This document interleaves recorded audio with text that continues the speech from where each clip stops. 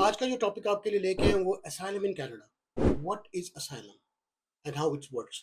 ये कैसे अप्लाई होता है और किन किन लोगों के लिए अप्लाई होता है और क्या वजूहत हैं, क्या सर्कमस्टेंसेस हैं कि आप असाइलम लगाते हैं कनाडा में आके। You must be in the country, ऐसी कंट्री में आप हो जहां आपके साथ इनह्यूमन ट्रीट किया जा रहा है, रिलीजियस के नाम पे, रिलीजन के नाम पे टॉर्चर किया जा रहा है या आपको डेथ का खतरा है, cruel punishment, stuff like that, political कोई मसला हो गया आपके साथ, तो इन्हीं सूरतों में आपको साइलम मिलता है कनाडा में। लाइक आप जो साइलम लगा सकते हैं वो पोर्ट ऑफ एंट्री में, when you are coming Canada में आए हैं तो right away port of entry में आप CBSA के साथ सामने जाके वहाँ बॉर्डर सिक्योरिटी की एजेंसी है जो वो CBSA कहलाती है, उधर जाके आप अपना साइलम क्लेम कर सकते। उसके बाद जो है यानी कि आप IRCC, उसके बाद IRCC पे अपना क्लेम जमा कराएंगे, refugee claim.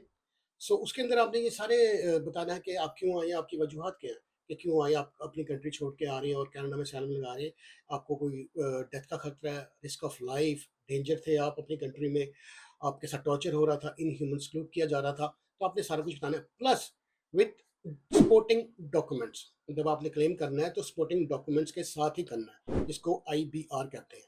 They will decide.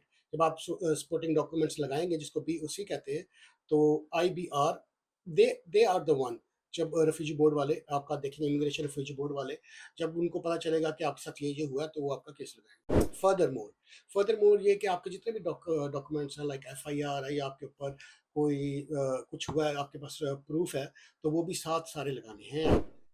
No guarantee, guarantee नहीं है इस चीज़ की कि आपको सैलम मिले। वो डिपेंड उन्हीं पे करता है। सारे चेक करेंगे, जांच पड़ताल करेंगे कि यार यू आर रियल रेफ्यूजी और नॉट। सो ये सब मद्देनजर रखिएगा। लीगल एडवाइस, हमेशा लीगल एडवाइस लीजिए, यानी कि आप जमा कराने से पहले लीगल एडवाइस ज़रूर लीजिएगा, क्योंकि मैं लीगल एडवाइस नहीं दे सकता, वो आपका लॉयर ही आपको लीगल एडवाइस देगा। और आपको रिफ्यूज़ भी किया जा सकता है किसी भी बात पे। और दूसरा कि आपको पता है कि बिल C2 आ रहा है, जो बॉर्डर बिल है, वो रेफ्यूजी के लिए इतना अच्छा नहीं है, वो अभी अप्लाई नहीं हुआ, इम्प्लीमेंट नहीं हुआ, लेकिन लिबरल्स ने उसको पेश किया हुआ है। अगर जैसे ही इसका कुछ मुझे पता चलता है तो उसके बारे में भी आपको मैं ज़रूर बताऊँगा। और दूसरी बात, बहुत इंपॉर्टेंट बात है कि you cannot apply a refugee status outside of Canada. अगर आप अपने कंट्री में बैठे हैं, वहीं से आप कहें जी कैनेडियन एम्बेसी में जाके कि जी I want to apply for refugee case, अपनी कंट्री से आप कर रहे हैं, तो वो नहीं होएगा अनलेस एक इसके अंदर भी एक चीज़ मैं आपको बताता चलूँ, वो है UNRA, United nation refugee agency.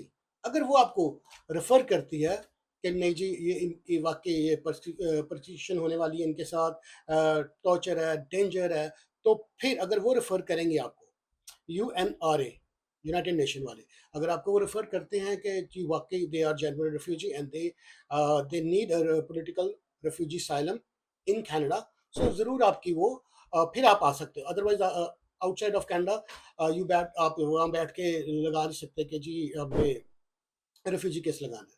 So this is the basic thing. ये सिर्फ मैं बेसिक चीज़ें बता रहा हूँ, और हमेशा लीगल गाइड के लिए आप अपने लॉयर से बात कीजिएगा, because I am not a lawyer, ये सिर्फ एज एजुकेशन पर्पज के लिए। So that will be all. अपना ख्याल रखिएगा, take care yourself, be safe, have a very wonderful evening. Thanks.